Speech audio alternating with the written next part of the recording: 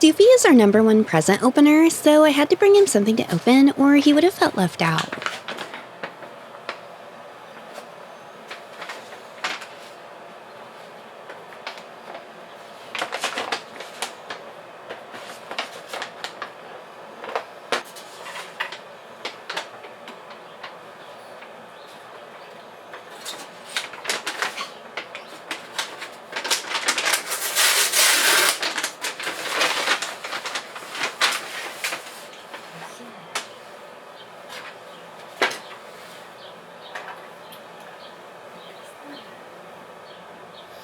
Flea season is approaching fast. We definitely need to stock up on a bunch of flea meds before spring hits or everyone's gonna get infested. Just giving it your blessing. The yard kittens got treated right before it got cold out, so they've been doing pretty good the last couple months, but once it warms up, it's gonna be a nightmare. We use these capsters to treat all our new intakes before moving them into the shelter. They're also super helpful if you're using a topical treatment and it just won't quite do the trick. Sometimes you can feed them a capstar and it'll finish the job. In rescue, flea meds are basically currency, so these are very much appreciated.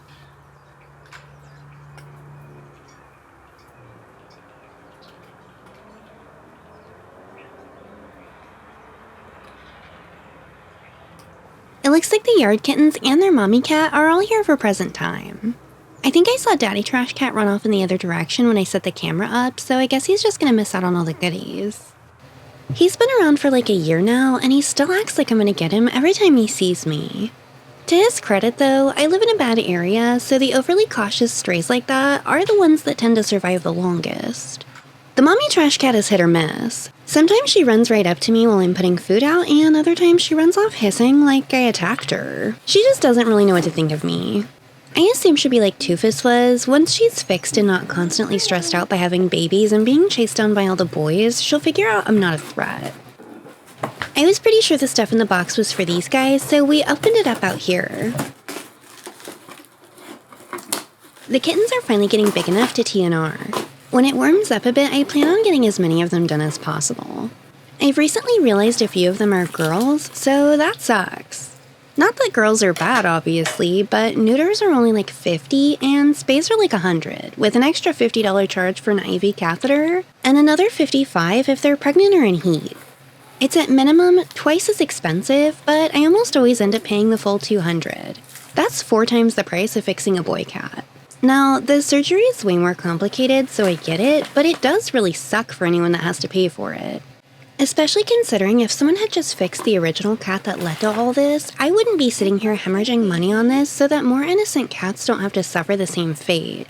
I'm not gonna lie, it makes me super salty to think about it too much, so I try not to. Mama Oofus was stopping by a few times a day, but recently I haven't been seeing her. It's pretty normal for her to disappear for long durations of time, though. She's probably gone off to have more babies somewhere. Normally, she'd have them behind my house, but I think there's already too many cats in the yard for her liking. I did, however, see the OG daddy cat the other day. I don't think I've seen that cat in at least 2 years. I really didn't think he was alive. As far as I know, he's been here longer than I have. He and Mama Oofus are the parents, grandparents, great-grandparents, and so on of the majority of the stray cat population in my neighborhood. Pretty much anyone who wasn't dumped here came from them. Never had any luck trapping either of them either. Unfortunately, Mama Trash Cat appears to be heavily pregnant again. The weather is a lot worse than it was the last time she had kittens, so I'm not sure if these ones will be able to survive the harsh winter. She's not friendly enough to have them where the heated shelters are, so I don't see it going well for them. I'll be surprised if they make it long enough for me to ever see them.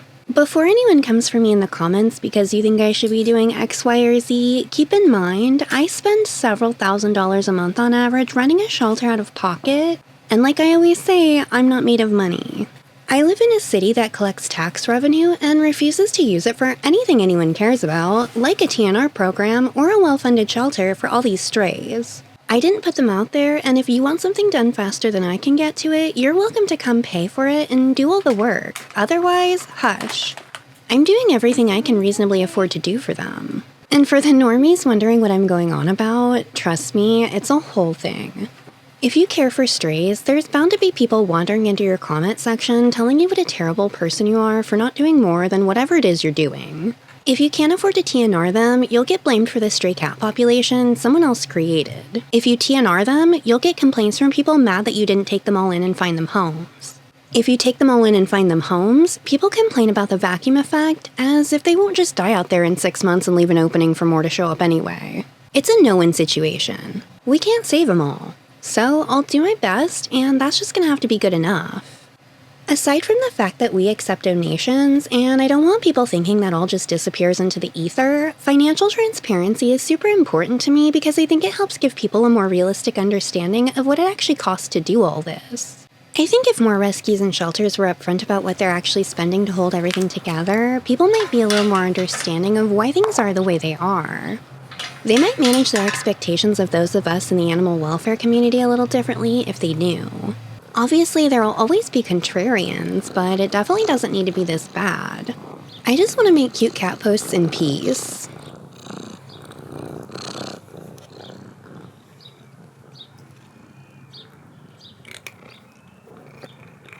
Don't chew on that.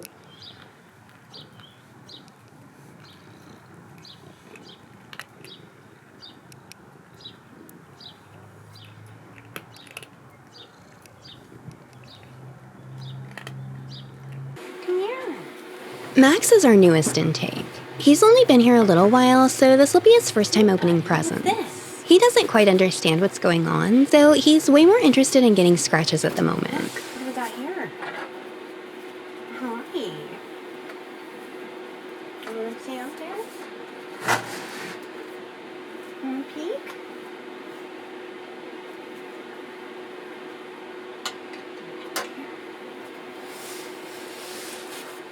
See what you got.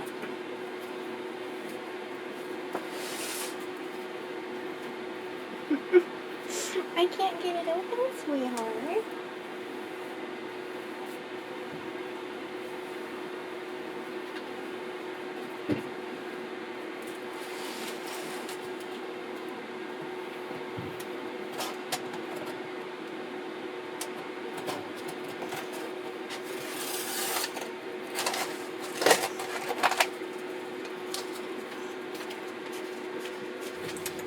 What do we got in here?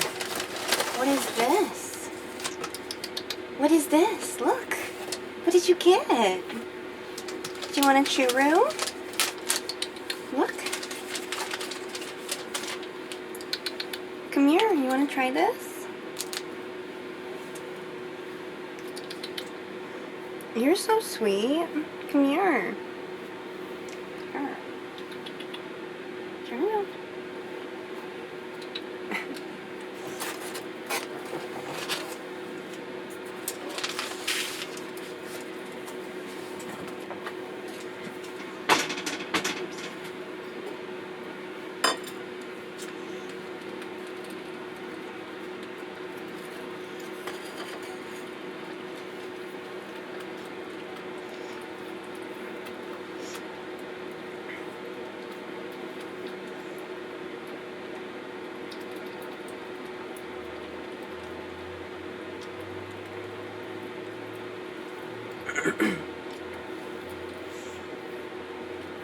Is that good stuff? Got a bunch in here. Oh my goodness. Look at all these. Look it. You got a whole bunch. Let's put these over here. Look it. You have such bountiful churros. Another one.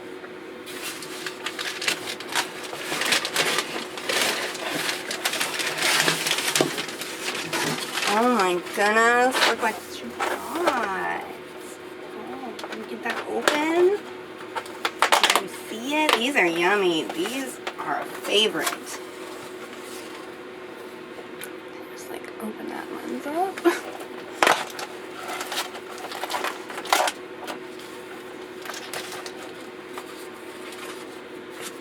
You want to try these? These are so cool. I love these. These are so convenient. Open it on the wrong side.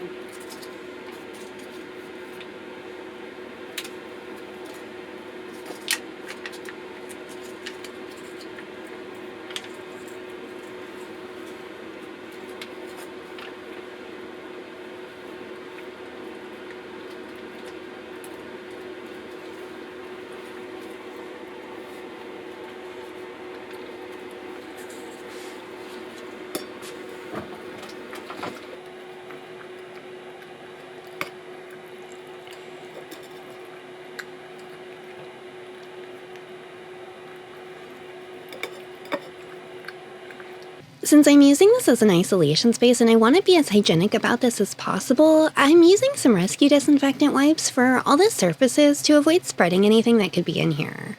Normally there wouldn't be anyone in this area, so this is where I always go to do food prep or mix up meds without getting attacked. I also took my gloves off and washed my hands to avoid transferring contaminants to the dishes when I touch them. Hopefully the next video I make will be integrating Max into the shelter. He seems to be enjoying the individual attention he's getting in isolation, but he probably needs some other cats to play with by now. I imagine he's getting pretty bored anytime I'm not in here with him. He's a really affectionate guy. He's the kind of cat that just wants to sit on your lap or be held while you go about your day. He would probably hang out in one of those baby Bjorns if you let him. I have no doubt that he'll land himself in a suitable forever home. One of these days I'll stop slacking and build a website for all of our adoptable cats. I'm bad enough at keeping up with social media and making content, so I haven't even bothered yet. It's definitely on the agenda for when I don't have so much stuff going on though. I need to finish up the most recent batch of member-exclusive videos and get the rest of the Toofus photo gallery posted so I can move on to the Rufus gallery. I've been documenting the lives of cats in this neighborhood for years now, so I've got 2 big hard drives full of material to sift through. Granted, a lot of that's video, but still. I honestly couldn't tell you how many cats I've photographed in this neighborhood since I've been doing this. There's been so many that I've just lost count. There's also a bunch I never got good pictures of, but I caught a lot of them on video. A solid portion of them wouldn't get near the yard during day or if there were people around, so I would leave my camera outside to track them at the bowls. My camera's getting old and it's been through absolute hell and back, so part of the exterior weatherproofing is beginning to peel away. I don't know if it'll damage it to leave it out there like that, so I don't want to take any chances. It's been a while since I left it out overnight, but I bet I'd see all kinds of cats I've never met stopping by for food. If I ever buy a new camera, I think I'll send this one off to have it converted to a full spectrum and get that part that's peeling off fixed. That way I can leave it out again at night and not need a ton of bright light that draws bugs and makes the cats nervous to approach. The first camera I used before I was brave enough to leave my big expensive one out was a super cheap full spectrum camera that I'm pretty sure was marketed for ghost hunting at some point. And although I don't believe in ghosts, the cats clearly do. It was total garbage on its own. I had to modify a Tupperware container to act as a weatherproof case for it, and all the accessories it ended up needing. Since it was inside of a box, it would need an external microphone or there wouldn't be any audio, and I'm too nosy for that. I want to know what they're saying about me. I clipped lapel mics to their food bowls and then ran an audio recorder that fit inside the little box. The battery life of the camera was absolutely atrocious, but it did let you record while charging, so I stuffed a portable battery bank in there to keep it running for more than 20 minutes at a time. I had to mount an infrared light on the top of the box because if I put it inside the box, the glare of the light off the plastic would blind the camera and make everything look all wonky. For something I just threw together out of what I had laying around, it worked surprisingly well for my purposes. I think I still have the video of me making that monstrosity if anyone wants to see my super ghetto cat spying rig getting assembled.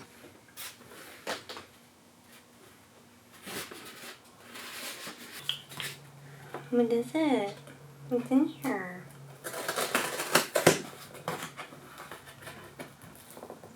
Did you get a present?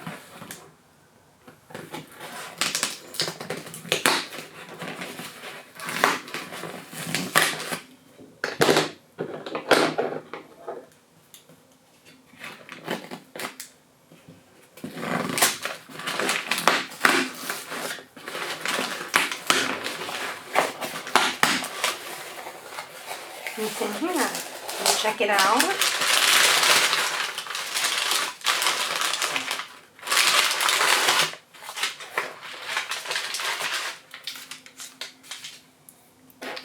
What is it? Is that flea stuff for the kitties? Yeah?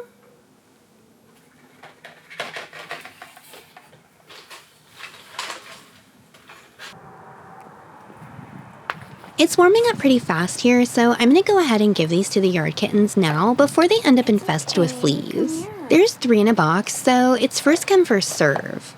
I'll treat the other 2 when I get another box. With all the Nextstar and Capstar we go through, we should get a punch card from them. Lately they've been out of it at the store every time I've looked. I swear I think it's been like 3 months since I've seen a box on the shelf. Flea meds and hygiene supplies are definitely going to be the most highly requested items on the list this season, I can already tell. I wish there were a cheap over-the-counter alternative to Revolution. Maybe we'll get lucky and they'll start selling it at the store someday. Ear mites and intestinal parasites are a pretty big risk for outside cats that aren't easy to get to and from a vet appointment just for flea meds, so it would be super convenient for all us crazy cat ladies.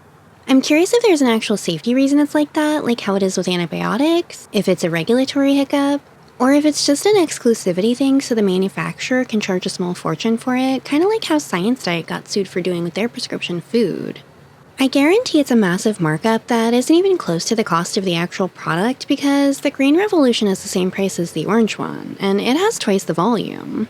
The orange one that treats adult cats up to 11 pounds is half a milliliter, and the green one that treats big fat fatties is a full mil. Do with that information what you will, but it's probably illegal to take a 1 milliliter syringe with an 18-gauge needle and suck up half of it after shaking the ampule really well, dispense it onto a cat, and then reinsert the other half back into the ampule to dose the second one with. So definitely don't do that, and if you do, don't tell anyone you did. Anything prescription usually has a disclaimer on the packaging somewhere about how using it against its intended purpose is a violation of federal law, something profit margin something. And we all know how sacred the laws in this country are, so you definitely wouldn't want to go breaking any of them now, would you?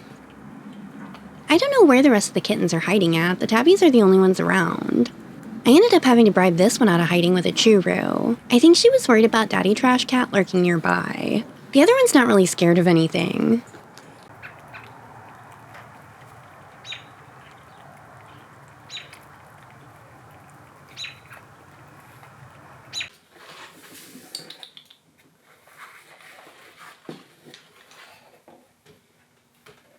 Are you gonna climb in the box?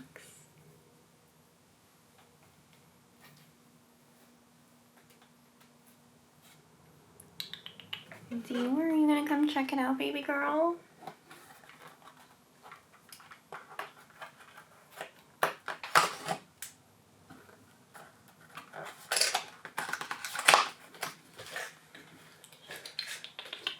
Come here.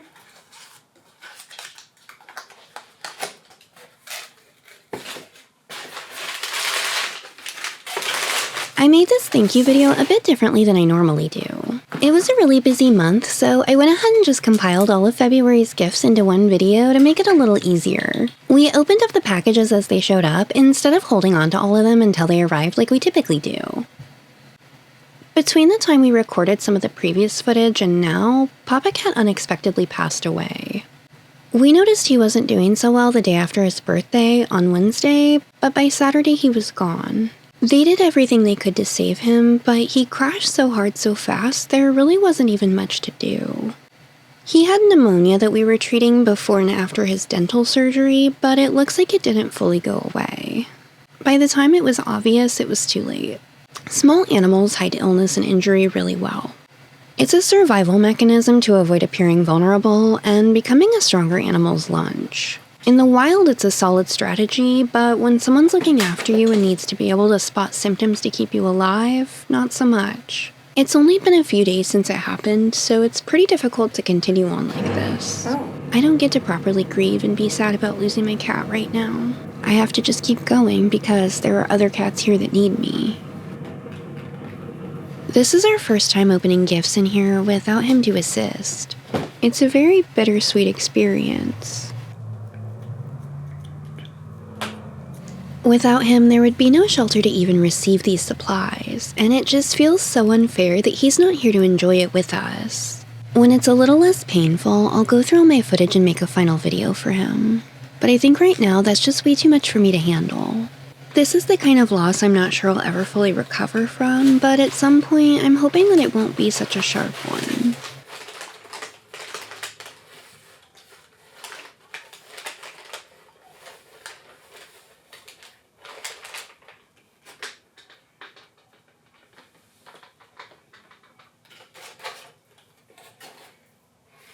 Doofy's been having tummy trouble lately, so I'm making him one of my special cat parfaits to help alleviate it. I'm missing a few of the ingredients I normally use, but when I get the rest of it, I'll make a dedicated video on these.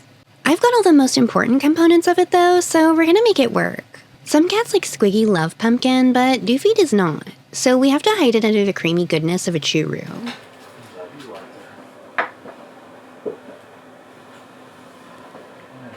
They all have slightly different taste preferences, so I have to pay close attention when I make these for everyone.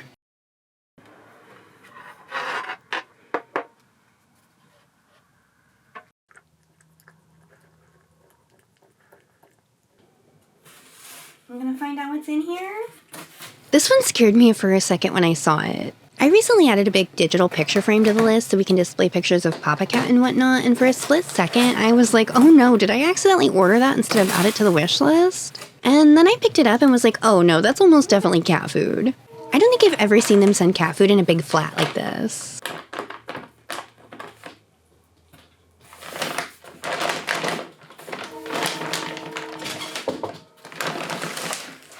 You wanna check it out?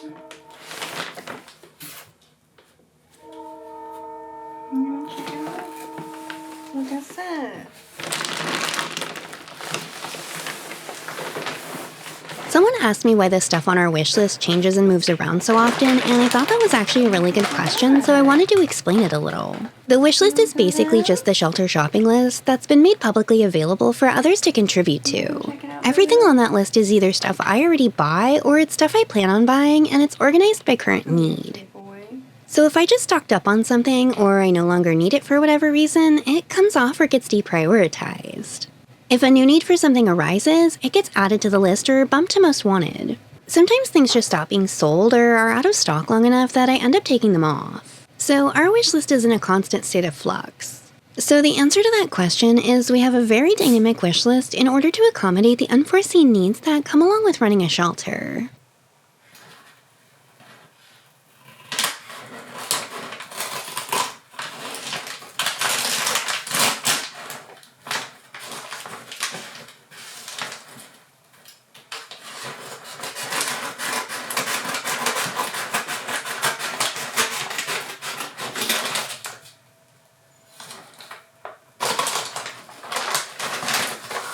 What are these? Ooh, we needed these. We are out of these. And I have a brand new scratch. What are those?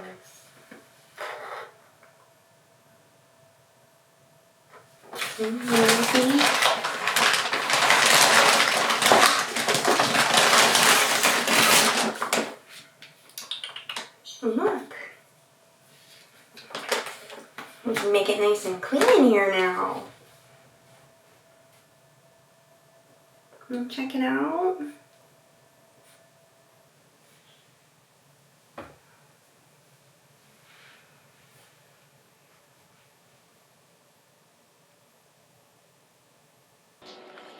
Iodine scrub is that yellow stuff you see on people's skin during surgery. It's the best wound cleaner I have access to, and it can be used for deeper wounds than a lot of other products can. These little swabs are preloaded, so I don't have to make a giant mess all over myself dispensing it from the bottle. These are perfect for little scratches and abrasions. With something bigger, you'd want to use iodine scrub on a sterile gauze pad or something like that. I'm gonna use one of these to clean Max's little neck wound. It's actually almost healed up already.